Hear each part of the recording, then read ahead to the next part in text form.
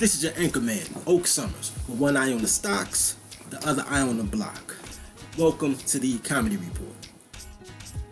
Presidential candidate Donald Trump announced his campaign advisor is convicted felon Felix Sater. Now, I'm not really shocked that Felix Sater is a convicted felon. He went to jail. We'll get to why he went to jail in a minute. But Felix Sater is Jewish. And to be honest, in my lifetime, I've never seen a mafia movie without a Jewish accountant. So, yeah, I figure they all do that, right? So, but before I rush to judgment, let's hear who Felix Sater is in the words of Felix Sater himself. Felix Sater is a multifaceted entrepreneur in New York City.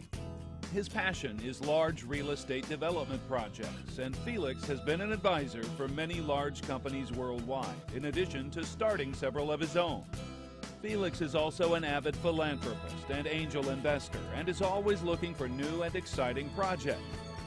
But business isn't everything. Felix is also a proud husband and father, and is very active in the Chabad of Port Washington. His philanthropic causes focus on charities and causes he personally cares about. Now, Sater isn't an out-the-blue selection. He's been working with Donald Trump for over 30 years. In fact, he's the mastermind behind Trump's real estate empire. You know what I'm saying? So, look at the projects he's done for Trump alone. You know, now let's discuss Sater the felon. In 1998, Sater was arrested for stealing $40 million in stock manipulation fraud and for money laundering in a case involving organized crime. So, man, get dirty. You feel me? To add insult to injury, when he caught the case, it was on a $40 million scheme that he did for the Trump Tower in Miami. That's Trump's boy for real, for real.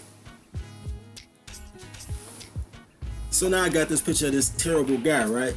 He just going around selling snake oil, taking your money, probably doing some type of pyramid scheme, like let me get that bread. I mean, if he was a mayor, he would be like Mayor Daley or Rahm Emanuel. He'd just steal the TIF money, never get caught.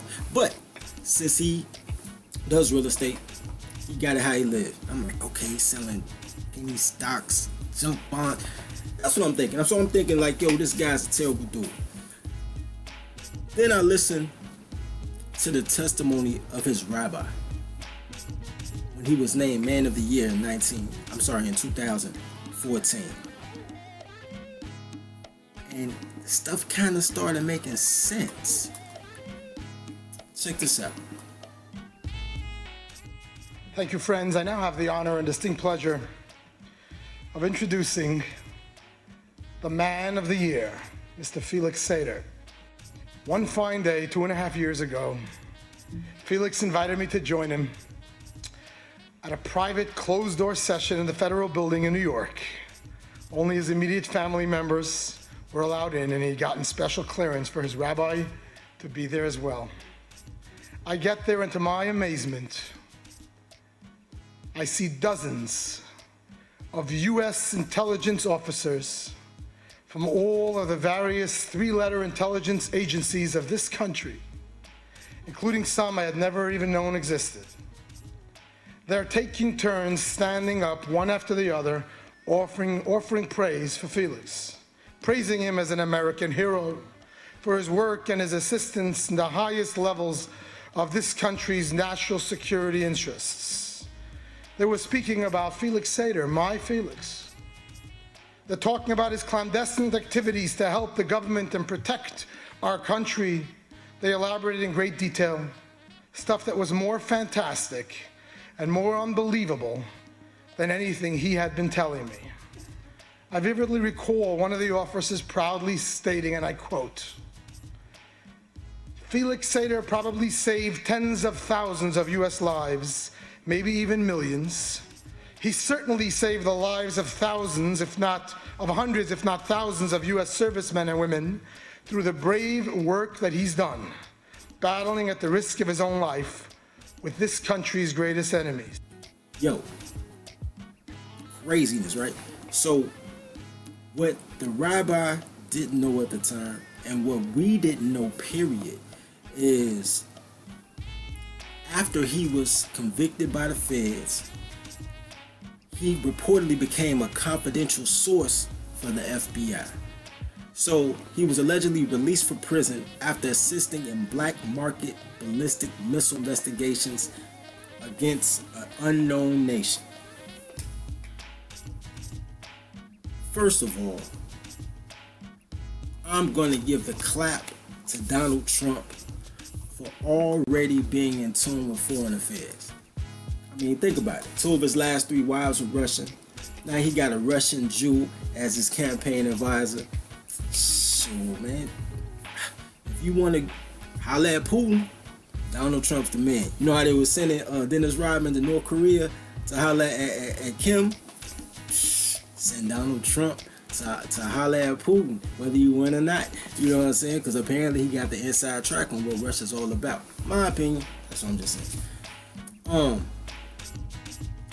The reason that Sater's important is because of this. Just because, let's say Donald Trump doesn't win. It doesn't matter. Once you put a person's name into that hat for a political slot, they will be around for a long time. So Sater may be a name on the scene that you never hear, because you never hear about the Jews' names anyway, right? But he may be making moves in politics whether or not Trump makes it. Trump has already put people on blast and say he pays for their campaign, he donates to their PACs, he tells them what favors he needs. You know what I'm saying? So when or not, he may get his man that slot. So Sater is a name to know. I mean, when I think about it, I think of Joe Daley. You know what I'm saying? Our Mayor Daley's brother, who worked in the Clinton administration and the Bush administration. You know, I think about a lot of school superintendents who go from city to city, running school district to school district. Once you get in, you in. And apparently, he can't even get out. He's so deep into the game. He just in it to win it. So, keep your eyes on Sater. I want to say this because I really wanted to dislike this man. I really wanted to laugh at Trump for getting a convicted felon to be his advisor. But I wasn't mad at him because you have to understand that if you go to jail, you're rehabilitated. I'm mad at the underclass for not embracing their felons more quickly. I'm mad that there aren't people that will take a drug dealer and say, I'm going to send you to pharmacy school. That's what you already do.